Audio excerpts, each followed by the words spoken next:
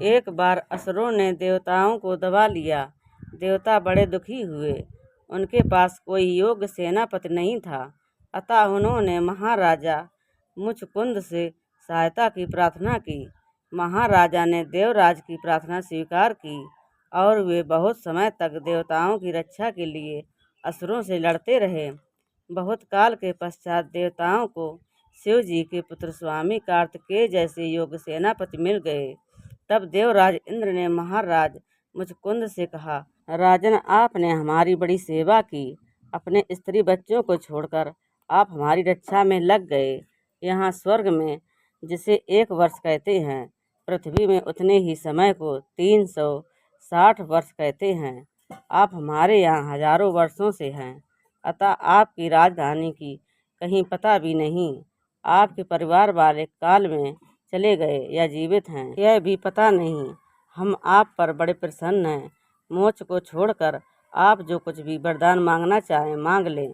मोक्ष देना हमारी शक्ति के बाहर की बात है। महाराजा को मानवीय बुद्धि ने दबा लिया। स्वर्ग में वे सोए नहीं थे। लड़ते लड़ते बहुत थक भी गए थे। अतः उन्होंने कहा, देवराज, मैं यही वरदान मांगता हूँ कि मैं जी भर सो लूँ। कोई भी मेरी निद्रा में विघ्न न डाले। जो मेरी निद्रा भंग करे वह तुरंत भस्म हो जाए। इंद्र ने कहा, ऐसा ही होगा। आप पृथ्वी पर जाकर शयन कीजिए। जो आपको जगाएगा वह तुरंत भस्म हो जाएगा। ऐसा वरदान पाकर महाराजा मुचकुंद धौलपुर के समीप एक गुफा में आकर सो गए। सोते सोते कई युग बीत गए। द्वापर आ गया। भगवान ने यदुवंश में अवतार लिया। उसी समय काल यवन ने मथुरा को घेर लिया।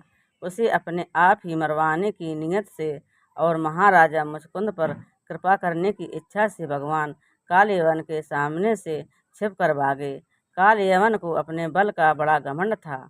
वह भी भगवान को ललकारता हुआ उनके पीछे पैदल ही भागा। भागते भागते भगवान उस गुफा में घुसकर छुप गए जहाँ महाराजा मुचकुंद सो रहे थे। उन्हें सोते देखकर भगवान ने अपना पीताम्बर धीरे से उन्हें उड़ा दिया और आप छिपकर तमाशा देखने लगे, क्योंकि उन्हें छिपकर तमाशा देखने में बड़ा मजा आता था।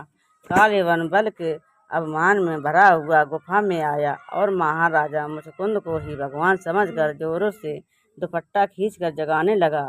महाराजा जल्दी से उठे। सामने काल यवन खड़ा था। उनकी दृष्टि पड़ते ही वह वहीं जलकर भस्म हो गया। अब महाराजा इधर उधर देखने लगे। भगवान के तेज से संपूर्ण गुफा जगमगा रही थी। उन्होंने नव जलधर श्याम पीत कौशेयवासी बनमाली को सामने मंद मंद मुस्कुराते देखा। देखते ही वे अबाक रह गए।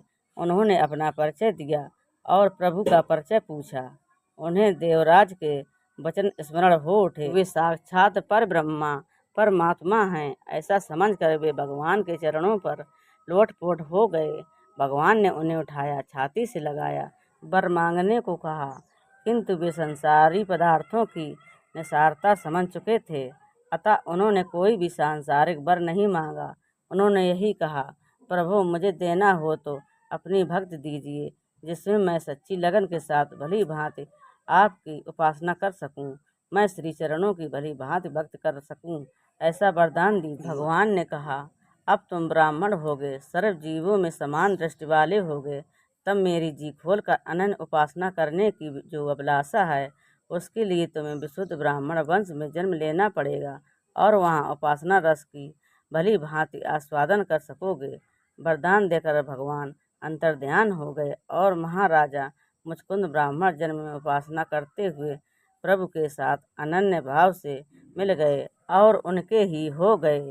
तो दोस्तों, अगर आप हमारे चैनल पर नए हों तो प्लीज़ हमारे वीडियो को लाइक करें और चैनल को सब्सक्राइब करें। धन्यवाद।